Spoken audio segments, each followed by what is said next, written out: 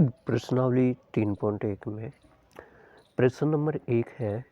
आफताब अपनी पुत्री से कहता है कि 7 वर्ष पूर्व मैं तुमसे 7 गुनी आयु का था।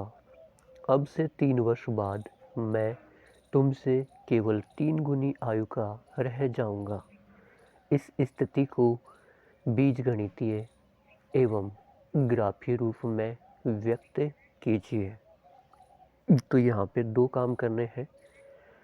एक काम तो ये करना है कि इसको बीजगणितीय रूप में लिखना है और उसके बाद में इसको ग्राफीय रूप में लिखना है।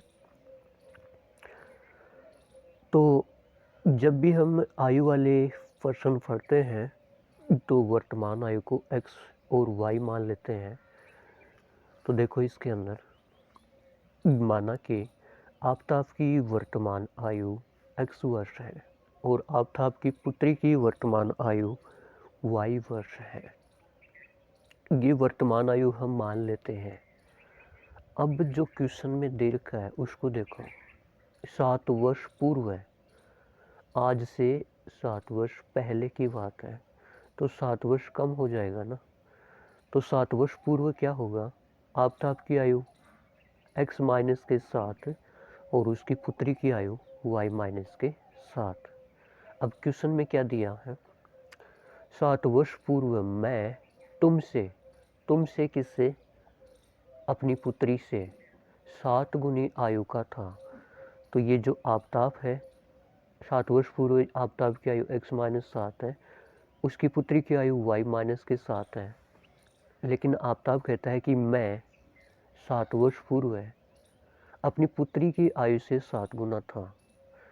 तो पुत्री की आयु y माइनस 7 है और उससे ये कितना गुना था? 7 गुना। बोल रहा है 7 गुना था तो 7 से गुना करा दो ना। अब ये एक समीकरण बन जाएगा। इस 7 को ब्रैकेट के अंदर गुणा करा दो तो 7y माइनस 7 गुना 7 49। तो ये समीकरण बन गया x माइनस ये 7y बराबर के इधर आएगा तो माइनस का हो जाएगा, इधर प्लस का है तो बराबर के इधर आएगा तो माइनस का हो जाएगा, माइनस के 7y। ये 7 माइनस का है तो बराबर के दूसरी तरफ ले जाएंगे तो ये प्लस का हो जाएगा। तो 49 प्लस के 7 होगा तो माइनस का 42 बचेगा। तो ये एक समीकरण हो गया x माइनस के 7y बराबर माइनस के 42। अब दूसरी बात, प्रश्न में ये दूसरी शर्त ये बोल रहा है कि अब से 3 वर्ष बाद, तो आज से 3 साल बाद आप 3 साल बड़े तो हो गए ना, तो 3 साल और जोड़ना पड़ेगा। तो वर्तमान से 3 वर्ष बाद आफताब की आयु, जो भी वर्तमान आयु होती है उसमें 3 जोड़ देंगे x प्लस 3 और उसकी पुत्री की आयु y प्लस का 3 हो जाएगी। अब प्रश्न में शर्त क्या दे रखी है? अब से 3 वर्ष बाद मैं तुमसे केवल 3 गुनी आयु का रह जाऊंगा। किससे? यह अपनी पुत्री की आयु से 3 गुना रह जाएगा। मतलब जो आफताब की आयु है आज से 3 साल बाद x प्लस 3, वह है अपनी पुत्री की आयु y प्लस 3 का 3 गुना हो जाएगा। तो अपनी पुत्री की आयु का 3 गुना होगा तो पुत्री की आयु को 3 से गुना करा देंगे। ये भी एक समीकरण बन जाएगा x प्लस 3 बराबर 3y प्लस 3 इंटू 3 9। x से 3y को बराबर के इधर ले आएंगे तो माइनस का 3y और इस 3 को बराबर के उधर ले जाएंगे तो 9 माइनस 3 6 बच जाएगा। ये दूसरा समीकरण हो गया। तो ये हमारे पास में 2 समीकरण हो गए, x माइनस के 7y बराबर माइनस के 42 और x माइनस के 3y बराबर 6। ये तो हो गया अपना क्या? बीजगणितीय रूप। और दूसरा हमको पूछा है कि ग्राफीय रूप में भी इसको व्यक्त कीजिएगा। तो देखो दोनों समीकरणों को, एक समीकरण को इधर लिख लेते हैं और एक समीकरण को इधर लिख लेते हैं। अब x माइनस के 7y बराबर माइनस के 42, यहाँ पे इसमें x बराबर 0 रखते हैं तो x के स्थान पे 0 रख दो। x के स्थान पे आप कोई भी पूर्णांक रख सकते हैं, लेकिन जो आपको सरल लगे वो आपको रखना है। x बराबर 0 रख लेते हैं, तो 0 माइनस के 7y बराबर माइनस के 42।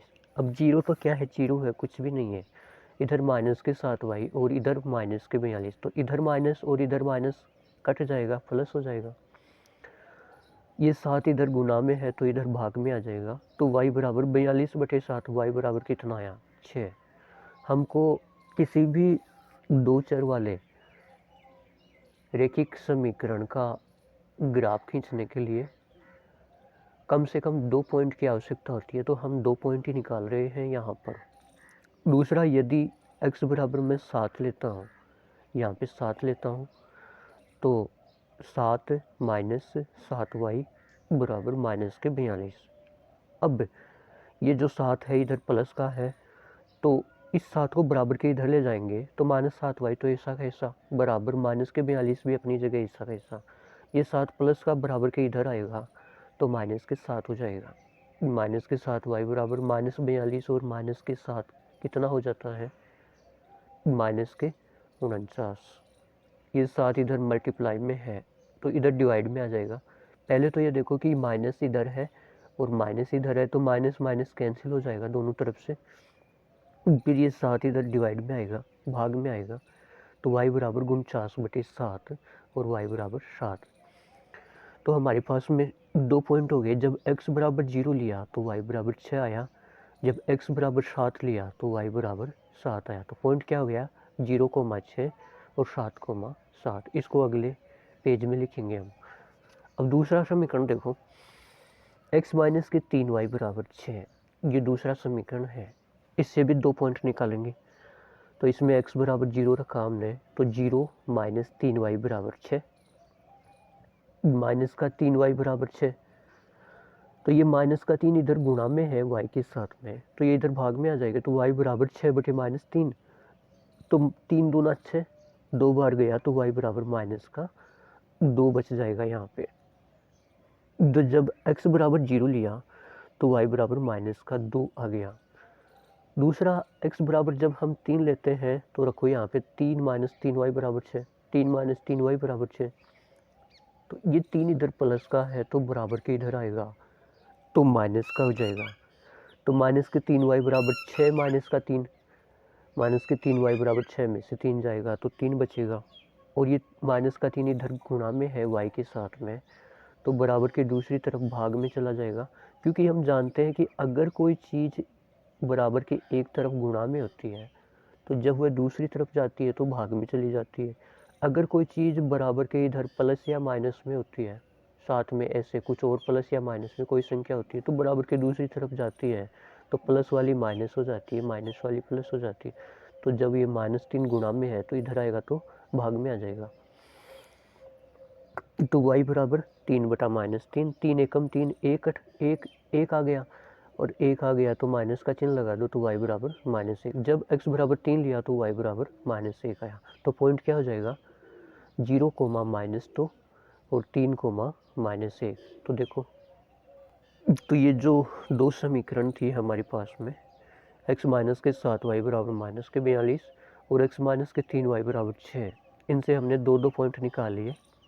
x से 0 लिया तो y 6 आया, x से 7 लिया तो y 7 आया। पॉइंट कितना आ गया, पहले x को लिखते हैं उसके बाद में y को लिखते हैं, तो 0,6, 7,7। इसी प्रकार से इसमें भी पॉइंट आ गया, 0, -2, 3, -1।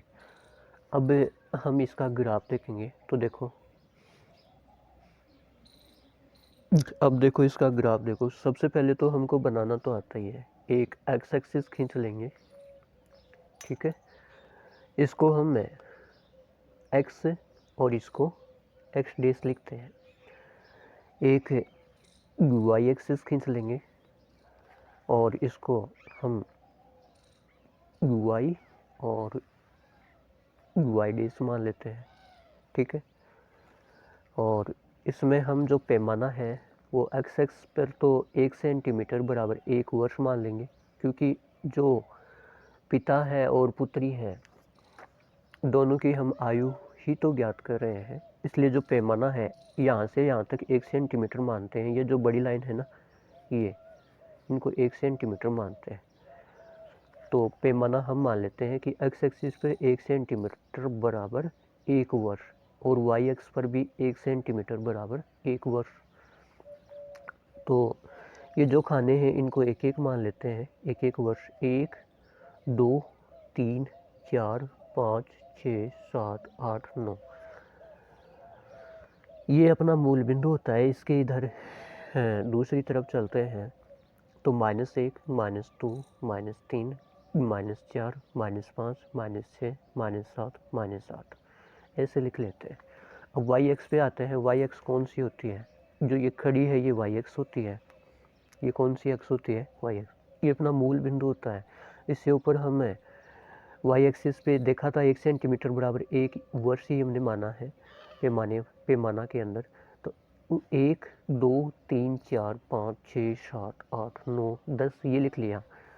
और मूल बिंदु से नीचे -1 -2 -3 -4 -5 -6 रख दिया।